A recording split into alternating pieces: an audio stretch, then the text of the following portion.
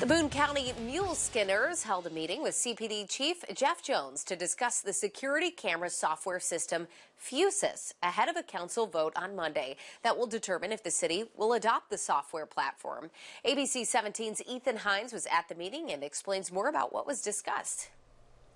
That's right, Marissa. The new software platform Fusus, which is going in front of council on Monday, will allow CPD the ability to access public and business surveillance footage if it becomes passed. This will be going before council for a vote to approve the funds this coming Monday.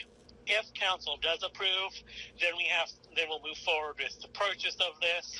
Then we have to move forward with training all of everyone who's going to be utilizing this. The program is completely voluntary to opt into and is not streaming all the time.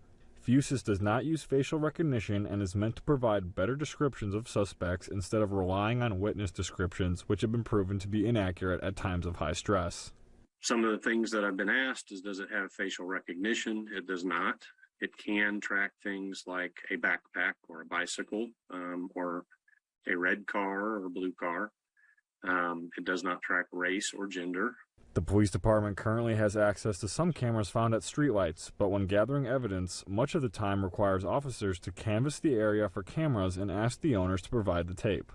Fusus is not giving police anything they don't already have, but is providing the ability to do things faster. We try to get video on most of our cases, but right now it's very difficult and time consuming. We're not asking to get access to anything that we can't already get. It's more about efficiency with us. Chief Jeff Jones stressed the importance in the meeting the fact that people will not need to worry about cameras filming private areas, rather only public spaces where filming is allowed. And one gray area has to do with apartment complexes, since they are both a business and a residency. Since an apartment complex is typically privately owned, the police would not be able to gain access to indoor footage unless the complex opts in. The same thing applies to the apartment complex parking lots.